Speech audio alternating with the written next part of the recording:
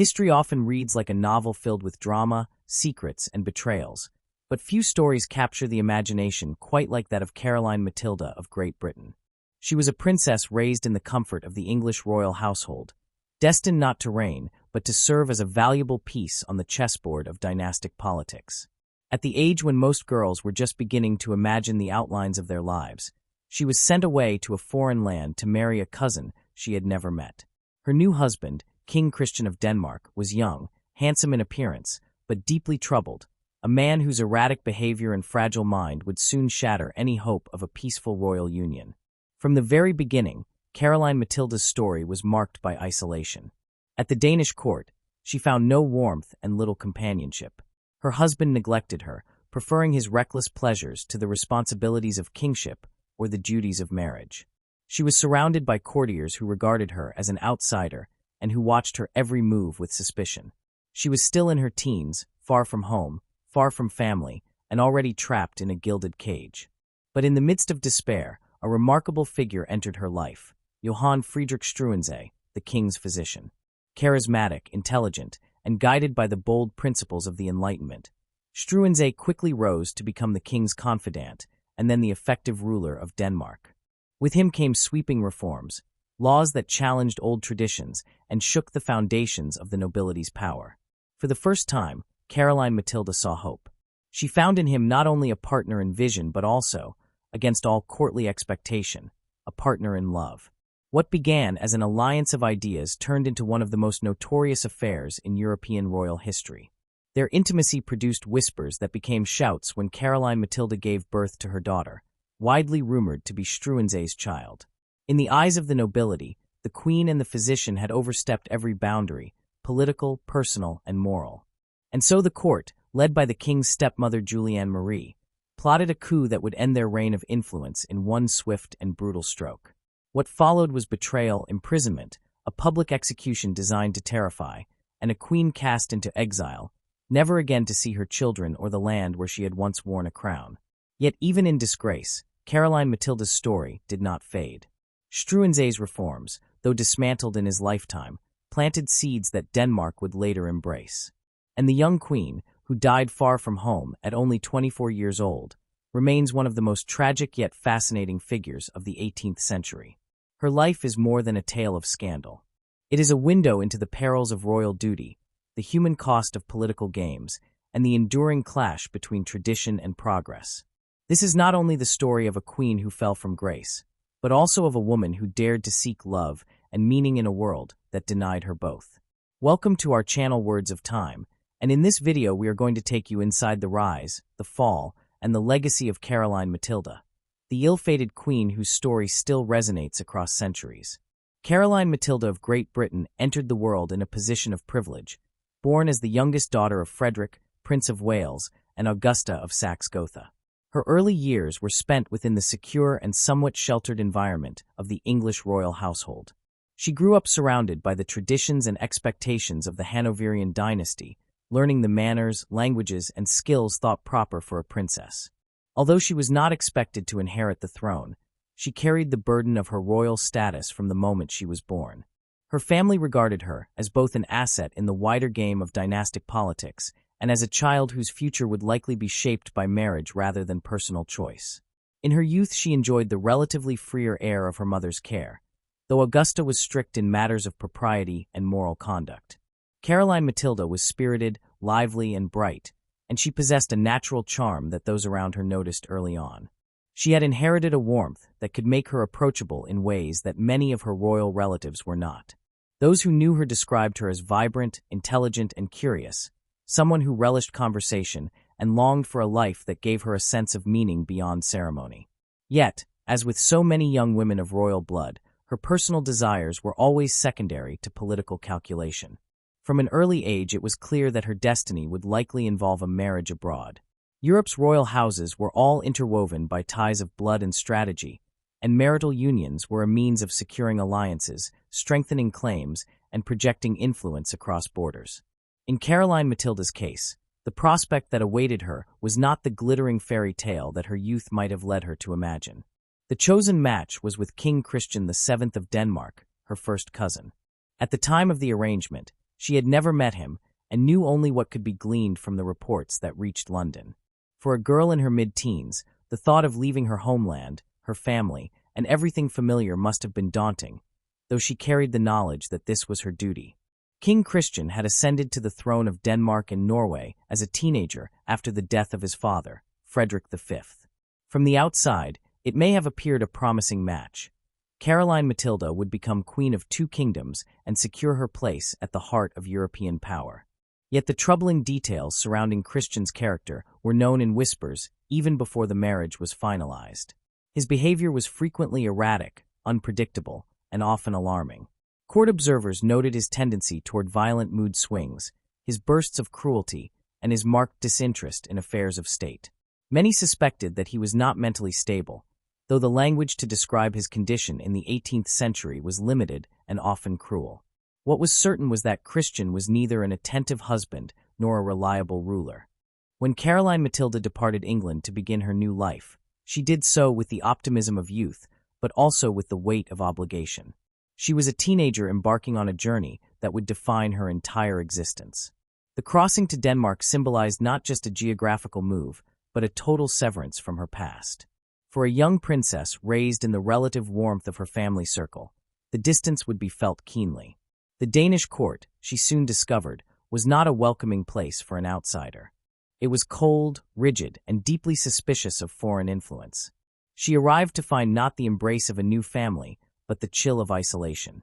Her husband's demeanor quickly dispelled any hope she may have carried. Christian was indifferent to her presence from the start.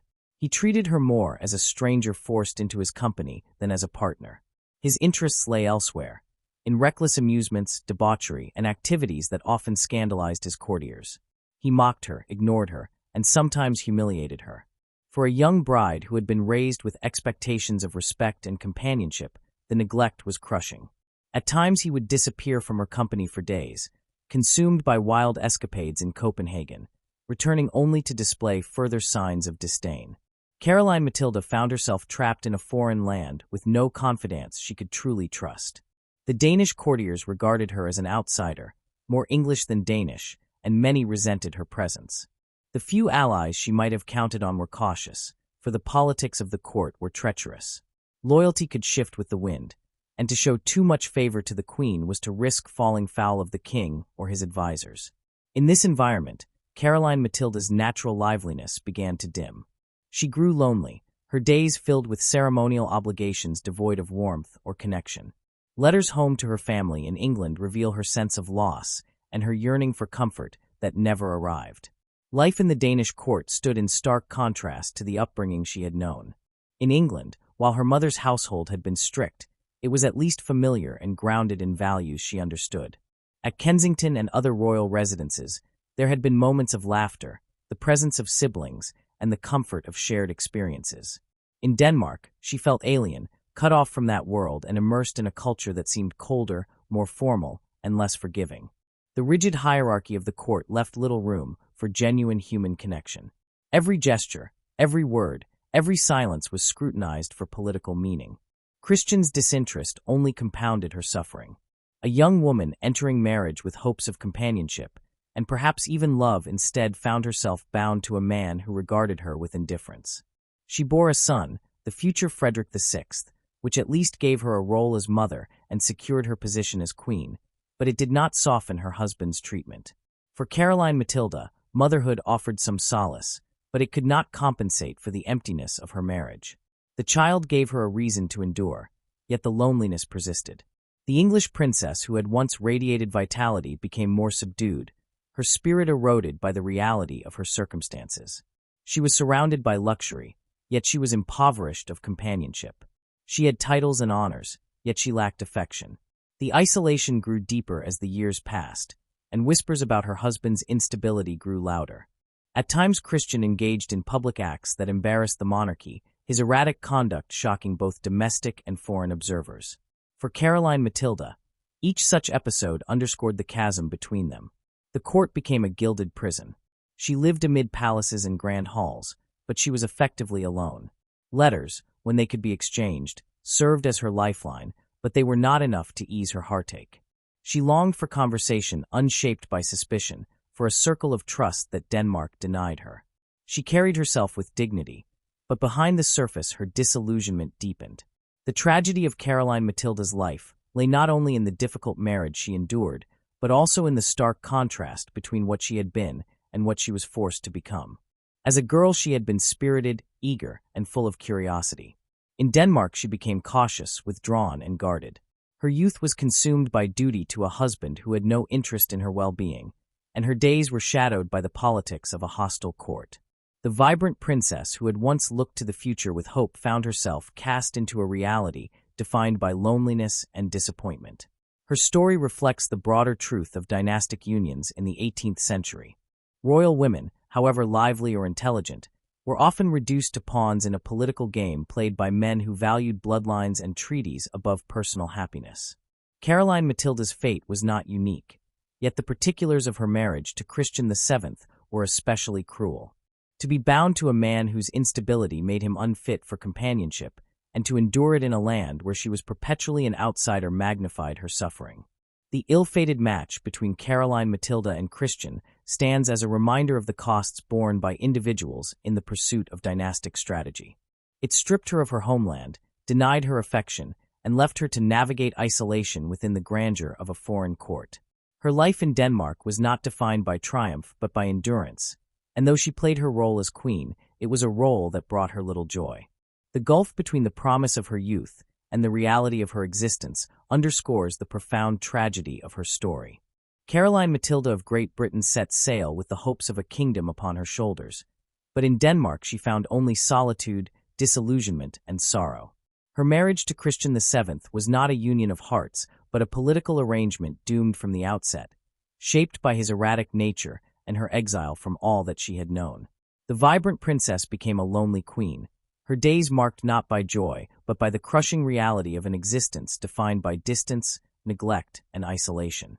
Caroline Matilda's despair at the Danish court might have consumed her completely had circumstances not shifted with the arrival of a figure who would alter the course of her life and the kingdom itself.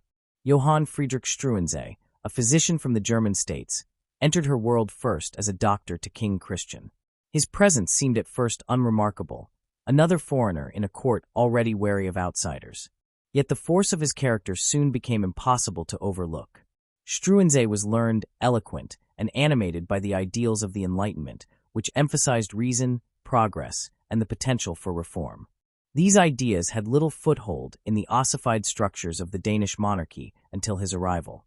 Christian, beset by mental instability, needed guidance, and Struensee provided it with a rare blend of medical reassurance and psychological insight. He soothed the king's anxieties, curbed his most destructive impulses, and gained his confidence in a way no other advisor had managed. Christian grew reliant on him, both as a physician and as a companion, and Struensee became a constant presence in his daily life. From this position of trust, Struensee began to exert influence, first over the king's health and then over the machinery of governance itself.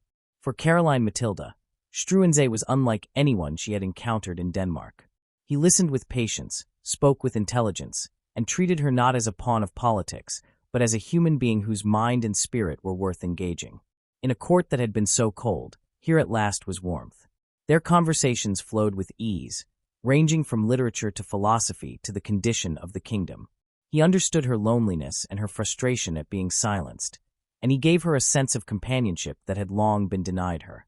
As Struensee's relationship with the king deepened, so too did his connection with the queen. In public, he appeared the dutiful advisor, focused on the king's welfare. In private, a bond began to form between him and Caroline Matilda, subtle at first, then increasingly undeniable. For a young woman starved of affection, the attention of a man who respected her intellect and valued her presence was intoxicating. The spark between them, once lit, grew into a flame. At court, where every glance and gesture was noted, whispers soon began, though neither would have dared admit the truth openly in the early stages. Struensee's influence on Christian brought about remarkable changes in Denmark. He persuaded the king to endorse a series of reforms that challenged the old order. Harsh punishments were reduced, censorship was lifted, and policies rooted in reason replaced archaic practices. For the first time in generations, Denmark experienced the stirrings of modernization, guided not by a monarch, but by the hand of a physician-turned-statesman. To those steeped in tradition, these reforms were unsettling, even dangerous, but to Caroline Matilda they represented the promise of a brighter future. She admired Struensee's courage and his commitment to improvement, and she encouraged his efforts, lending him her quiet support. The more Struensee achieved, the more indispensable he became, not only to the king but also to the queen. Their private relationship blossomed, bound together by both affection and shared purpose.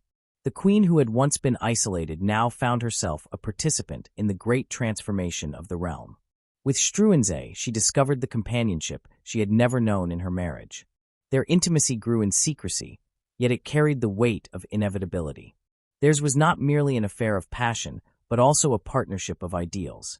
Together they envisioned a Denmark where Enlightenment principles might flourish, where reason and justice might prevail over superstition and rigidity. At court, however, suspicion mounted. The nobility, accustomed to privilege and resistant to reform, resented the influence of a foreign doctor who seemed to be guiding both king and queen. Each decree that stripped them of power sharpened their hostility. Each rumor about Struensee and Caroline Matilda's closeness added fuel to their outrage. In the glittering halls of Copenhagen, eyes followed the queen and her confidant with a mixture of envy, disdain, and growing alarm. Caroline Matilda's life, once defined by isolation, was now transformed into a dangerous balancing act. She had found love and purpose, but she lived under constant scrutiny. The relationship with Struensee gave her strength, yet it also made her vulnerable. For a queen to defy the boundaries of courtly expectation, to seek happiness outside her royal marriage, was perilous in any age, but in the rigid structures of 18th-century Denmark, it was a scandal waiting to be seized upon by her enemies. Still, she pressed forward, emboldened by the presence of the man who had brought her back to life. With Struensee at her side, she became more animated, more confident. Observers noted the change in her bearing, the renewed light in her eyes, the vitality that had been absent since her departure from England. In her heart, she may have felt that fate had at last given her a reprieve, that the loneliness which had consumed her could be replaced by connection and hope. The cost of such a reprieve, however, was yet to reveal itself in full. The story of Caroline Matilda and Struensee is one of those rare moments where private desire and public change collide. Their bond was not only a defiance of personal circumstance, but also a symbol of the struggle between old and new. The young queen and the reformist physician together embodied the possibility of renewal in a kingdom weighed down by tradition and misrule. Yet in that same union lay the seeds of their undoing. In the chambers of power, resentment brewed. The courtiers who had once dismissed Caroline Matilda as a lonely foreigner now saw her as a threat. She was no longer silent, no longer invisible. With Struensee she was engaged, influential, and formidable. To her enemies, this was intolerable. The whispers grew into accusations, the accusations into plots. The stage was set for conflict, for the clash between a queen's search for love and a court's demand for obedience, between the ideals of progress and the entrenched weight of the past. What began as the chance arrival of a physician had transformed into a drama that would engulf the Danish monarchy. Caroline Matilda, once a girl sent abroad for a dynastic match, now stood at the center of a story that blended passion, politics, and reform. Struensee, the man who had entered quietly through the door of duty, had become both her confidant and her companion in defiance. Their connection was undeniable, their fate increasingly intertwined, and the kingdom around them teetered on the brink of upheaval. Caroline Matilda's rediscovery of vitality through her bond with Struensee brought a season of change in her life and in the kingdom. The private connection between them, once tentative, deepened until it became impossible to disguise. The queen, who had long been neglected by her husband, was now openly animated in Struensee's company. Their conversations, their confidences, and their shared ideals drew them close in ways that could not be hidden within the rigid confines of court life. Even the most cautious glance, even the quietest exchange of words, fed the curiosity and malice of courtiers eager for scandal.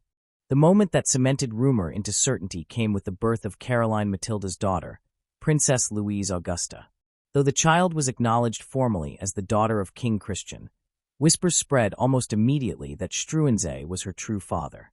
The timing, the queen's visible closeness to the physician, and the absence of affection between husband and wife left little doubt in the minds of those who sought gossip. The court was alive with speculation, and the scandal that had been contained in whispers now threatened to erupt openly. For Caroline Matilda, the child was a source of joy, a symbol of the love she had found in the midst of hardship. She lavished affection on Louise Augusta and cared little for the mutterings that surrounded her. For Struensee, the birth tied him more deeply to the Queen's fate and bound his personal life to the political storm that was gathering around them. They could not have foreseen how this single event would give their enemies a weapon more powerful than any whisper, for it placed a visible symbol of their intimacy in the royal nursery itself. Meanwhile, Struensee's influence over the king grew until it became undeniable that he was the true power behind the throne.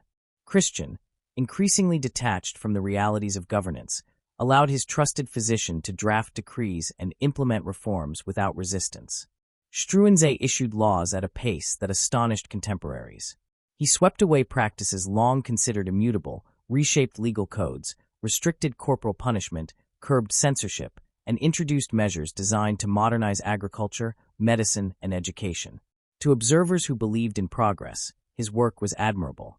To the entrenched nobility, it was intolerable. Struensee bypassed traditional councils and alienated those who had once held sway over royal decisions. Aristocrats saw their privileges eroded, their voices ignored, and their influence diminished.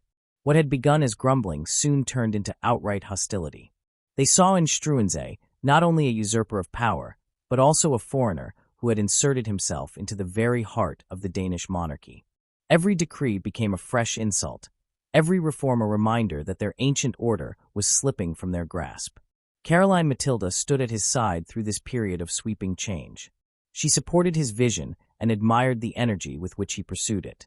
She saw in him not just a lover, but a reformer who embodied the ideals of the Enlightenment.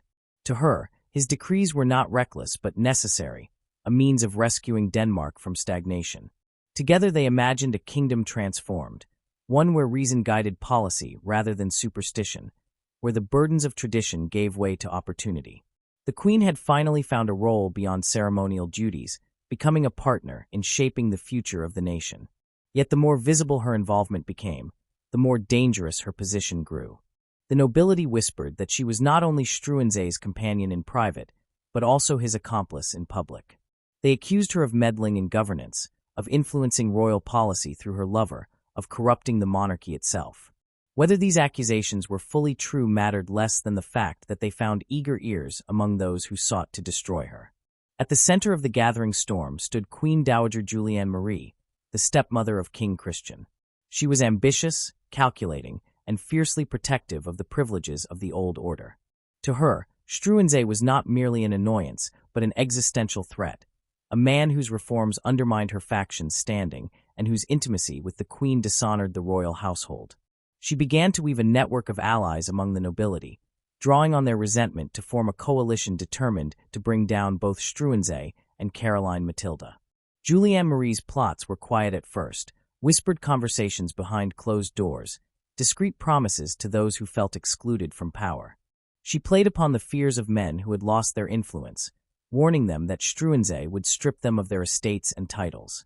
She hinted that the Queen's conduct endangered the very legitimacy of the monarchy, that the royal succession itself might be tainted by scandal. Each whisper fed the fire of resentment, until it grew into a conspiracy strong enough to challenge the authority Struensee had amassed. The danger to Caroline Matilda was immense. She had once been isolated, then briefly renewed through love and purpose, but now she faced the combined malice of a court eager to see her fall. What had begun as a personal relationship had evolved into a political crisis that threatened the stability of the realm. The court, always watching, always murmuring, now prepared for open confrontation. For Struensee, the challenge was equally grave. He had risen from the position of physician to become the de facto ruler of Denmark, but his rapid ascent had created enemies at every level of society. He wielded power with unmatched energy, yet he lacked the network of entrenched loyalty that might have sustained him. His reliance on the king's favor and the Queen's support made him vulnerable, and his foreign birth gave his critics an easy line of attack. The kingdom, caught between the forces of reform and reaction, teetered on the brink of upheaval. Caroline Matilda and Struensee, bound together by love and by the child who symbolized their union, found themselves at the center of a storm that threatened not only their positions but their very lives. What had once seemed like a miraculous reprieve from loneliness and despair was now revealed to be a path fraught with peril. Their story had become inseparable from the fate of Denmark itself. Each decree Struensee issued, each rumor about the Queen's conduct, each whisper in the corridors of power drew them closer to confrontation with their enemies. And those enemies, led by the calculating Queen Dowager Juliane Marie, would stop at nothing to reclaim the authority they believed was rightfully theirs. What followed would not only determine the destiny of Caroline Matilda and Struensee, but also reshape the history of the Danish monarchy, for their affair, their reforms, and their downfall would become one of the most notorious episodes of the age, a cautionary tale of love, power, and the unforgiving scrutiny of a royal court. The growing resentment against Struensee and Caroline Matilda finally reached its breaking point during the winter of their ascendancy. The nobility, the military, and the faction surrounding Queen Dowager Juliane Marie conspired carefully, waiting for the right moment when the king's fragile state of mind could be manipulated and when their actions could be cloaked in the guise of loyalty rather than treason. Their chance arrived during a masquerade ball, an event filled with spectacle and distraction, where the court gathered in glittering attire, unaware of the storm about to unfold. On that night, while music and laughter filled the halls, soldiers loyal to the Queen Dowager moved swiftly. Struensee was seized with little warning, dragged from his position of power into custody. Caroline Matilda, startled from the illusions of safety, was placed under arrest in her own chambers. The coup unfolded with precision, its planners determined to cut short the era of reform and restore authority to the old guard. Within hours, the life that Caroline Matilda had built, fragile yet vibrant, collapsed into captivity. The king, easily swayed and often confused, was persuaded to sign orders legitimizing the arrests. Christian, once dependent on Struensee's counsel, now abandoned him at the urging of his stepmother and her allies. The same weakness that had made him pliable in Struensee's hands now rendered him equally pliable in theirs. The nobility moved quickly to reverse the reforms that had threatened their privileges. Each decree Struensee had issued undone with the stroke of a pen. The dream of Enlightenment progress in Denmark was dismantled almost overnight. For Caroline Matilda, the shock was profound. She was confined within the cold walls of Kronborg Castle, stripped of freedom and cut off from her children. The queen who had once stood beside a reformer as a partner in change was reduced to a prisoner, surrounded not by allies, but by guards who treated her with suspicion. Letters were censored, visits denied, and her isolation became almost total. She pleaded for the chance to see her son, the crown prince, and her infant daughter, but her requests were often ignored or postponed. To a mother who had already endured loneliness in her marriage, this forced separation was a torment more cruel than any indignity of court politics. Struensee's fate was sealed the moment he was captured. His enemies sought not only to remove him, but also to destroy him as an example to others who might dream of overturning the established order. He was subjected to a trial that was as much a performance as a legal proceeding, carefully staged to justify his execution. Charges of corruption, abuse of power, and seduction of the queen were read aloud, each accusation designed to inflame public opinion and confirm the narrative of treachery. Struensee himself maintained composure, though he knew that the verdict had been decided long before the trial began. The punishment chosen was brutal, a spectacle calculated to terrify. Struensee was condemned to death by beheading, his body to be dismembered as a warning. On the appointed day, crowds gathered to watch, drawn by morbid fascination and by the promise of witnessing the fall of the man who had once ruled in all but name. He was led to the scaffold with dignity, his final moments marked by a calm acceptance that belied the horror of his fate. The executioner's blade ended his life, and the dismemberment that followed etched the lesson into the minds of all who watched. Power gained outside the structures of tradition would be crushed without mercy. Caroline Matilda, though spared her lover's fate, endured a different kind of death. The public humiliation, the separation from her children, the confinement within cold stone walls, all of it weighed heavily on her spirit. She fought to maintain dignity, but the isolation wore her down. Letters from England brought small comfort, and diplomatic negotiations eventually secured her release, but not her restoration. She would never return to Denmark, never again see the court where she had once stood as queen, and most painfully, she would never again live with her children. Her exile was arranged to Celle, a quiet town in the electorate of Hanover. There she was given a residence that, though comfortable, was little more than gilded confinement. She had attendance, income, and a measure of respect, but her life was marked by absence. She wrote of her longing to embrace her son and daughter, of her anguish that they would grow up under the influence of those who had conspired against her. She was haunted by memories of Struensee, by the brief span of years when she had known love, companionship, and purpose. In cell, she walked gardens and read books, but every joy was shadowed by loss. Her health began to decline, worn by sorrow and the physical toll of confinement. Still in her 20s, she bore herself with dignity, but the vibrancy of her youth had long since faded. She lived only a few years in exile before illness overtook her, and she died far from the land she had left as a bride, far from the children she had borne, far from the lover for whom she had risked everything. Her death closed a chapter marked not by triumph but by tragedy, a story of a young princess whose life was shaped by duty, who found love only to lose it violently, who reached for meaning only to be crushed by forces beyond her control. The impact of her downfall lingered long after her passing. Denmark's brief experiment with Enlightenment reform was halted, the old order reasserting itself in the wake of Struensee's execution. Yet in time, many of his ideas resurfaced, adopted cautiously by later generations who recognized their value once the memory of scandal had faded. Caroline Matilda herself was remembered in England with sympathy, her family mourning the harshness of her fate.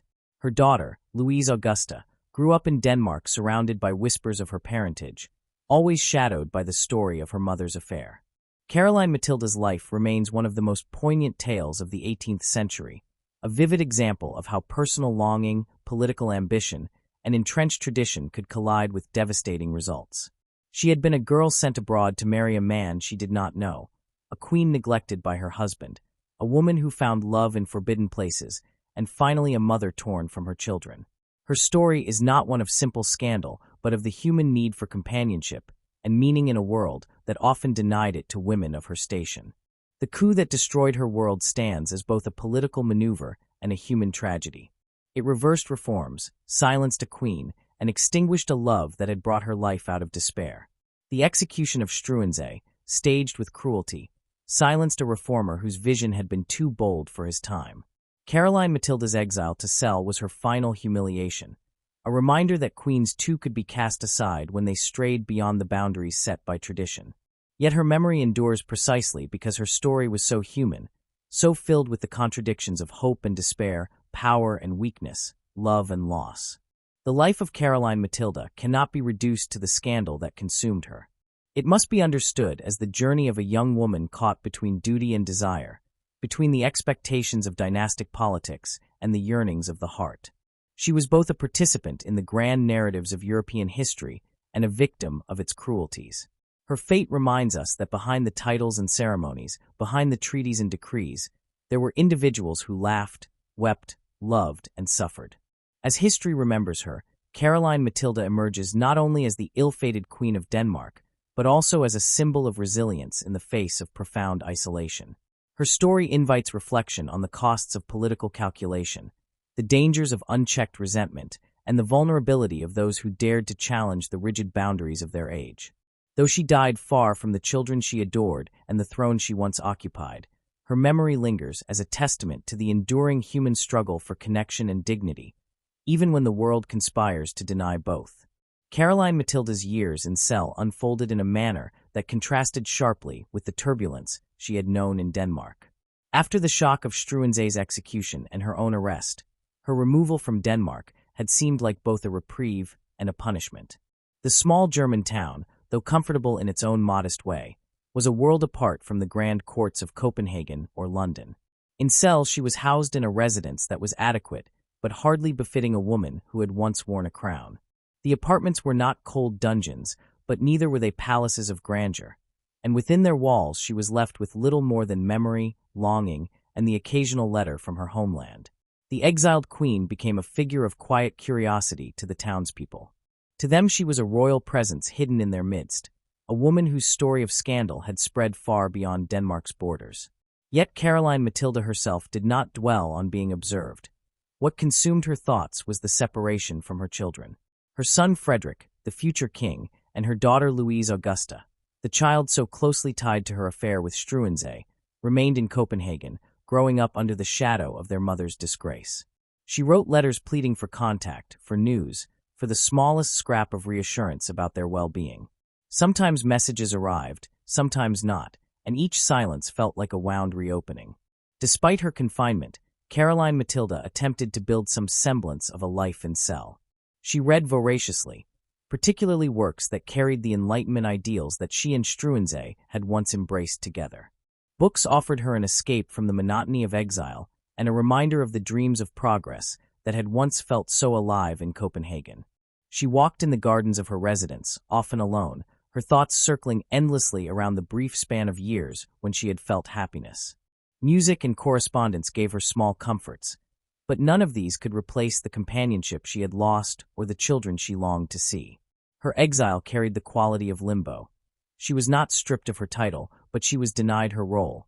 She was not executed, but she was no longer free. The governments that managed her fate considered her presence in cell a convenient solution, one that spared Denmark the embarrassment of further scandal while preventing England from pressing too loudly for her return. For Caroline Matilda, it meant a life reduced to waiting. In this quiet period, her health began to falter. Whether it was the toll of grief, the strain of isolation, or a genuine illness of the body, she grew weaker as the months turned into years. Still in her 20s, she seemed to carry the weight of decades upon her shoulders. Reports from visitors describe a woman who retained dignity but whose spirit was marked by sorrow. Her laughter, once so lively in her youth, had grown rare. Yet even in exile, Caroline Matilda remained a symbol, though one interpreted differently depending on who invoked her name. To her enemies in Denmark, she was the disgraced queen whose scandalous behavior had endangered the monarchy. To sympathizers in England, she was a victim of harsh politics, a young woman cast aside by a cruel court and a weak husband. To her children, though they were too young to fully understand, she remained a distant figure whose absence spoke louder than any story told about her. Her memory was also inseparable from Struensee's reforms, many of which had been torn down immediately after the coup, but which lingered as seeds that would germinate in Denmark's later history. His vision of rational governance, though crushed in his own lifetime, proved too compelling to be erased completely. Over time, elements of his program reemerged, reshaping Denmark gradually. Reforms in law, medicine, education, and agriculture that once provoked outrage became, in softened form, part of the kingdom's future. What he and Caroline Matilda had dared to support in those brief years did not perish entirely with his execution. Instead, it left a legacy that influenced the path of Danish society long after both were gone. In this way, Caroline Matilda's story reached beyond her personal tragedy. Though she never again walked the halls of Copenhagen, her name remained linked to a moment when Denmark might have changed more swiftly, when the ideals of reason and progress had brushed against royal power. The scandal of her love for Struensee overshadowed the political substance of their alliance in her own time, yet historians later recognized that the reforms associated with his period of influence had lasting resonance. The woman who had been condemned as reckless was also, in a sense, a participant in the forward motion of history. Her final days in cell were quiet. Surrounded by attendants but devoid of true companionship, she lived out her last weeks with the knowledge that she would never see her children again. Illness overtook her body, and despite efforts to nurse her back to health, she passed away in her 24th year. The news of her death reached Copenhagen and London with different tones. In Denmark, her passing closed a painful chapter. In England, it was met with sorrow for a princess who had been sent away and whose fate had turned so cruel. The legacy of Caroline Matilda cannot be measured only by her exile, or even by the scandal that consumed her. It must be considered in the broader arc of her life, a story that began with youthful promise, passed through despair, found brief joy in forbidden love, and ended in lonely exile. She was a symbol of the vulnerability of royal women, who were often pawns in dynastic games, denied the freedom to choose, but still held to impossible standards of conduct. Her desire for affection, for meaning, and for partnership was deeply human, yet the consequences of pursuing them were magnified by the unforgiving glare of power. Her life remains a cautionary tale of passion entwined with politics, of reform crushed by tradition, of the peril faced by anyone who challenged the structures of authority in 18th-century Europe. Caroline Matilda's story reminds us that courts, for all their glitter and ceremony, were dangerous places where a misplaced step, a moment of honesty, or a grasp at happiness could unravel lives. Behind every title and jewel was a web of intrigue that could strangle even a queen. Yet her story is not without hope, for in remembering her, we see not only the tragedy, but also the resilience of a young woman who endured extraordinary hardship. She did not bend entirely to despair. She sought books, conversation, and gardens as ways to hold on to fragments of herself. She never forgot her children, and though she could not raise them, her love for them endures in the records she left behind. Caroline Matilda of Great Britain, Queen of Denmark for a fleeting moment in history, left the world young and marked by scandal, yet her presence lingers as more than the subject of gossip. She embodies the complexities of an age where ideas of progress clashed with entrenched tradition, where love could both enliven and destroy, where the crown brought both privilege and unbearable constraint. Her exile in cell was not the end of her story, but the beginning of her transformation into a figure remembered with sympathy, curiosity, and reflection. The town where she died still recalls her presence, the palace where she once lived in confinement, now carrying the weight of her memory. In Denmark, the reforms she supported eventually shaped the kingdom's path. In England, she is remembered as the youngest daughter who became a queen only to lose her throne. In history, she is remembered as a woman who, though denied freedom, dared to seek love and meaning. Her legacy, reclaimed through the lens of time, invites us to consider the fragility of power and the humanity behind monarchy. It asks us to remember that even queens were young women with hopes and fears, that even palaces could feel like prisons, and that even exile could not erase the dignity of a life lived in pursuit of connection. Caroline Matilda's life was short, but its resonance extends beyond her years, echoing as a story of caution and compassion, of ambition and loss, of the enduring struggle to find one's place in a world that often denies it.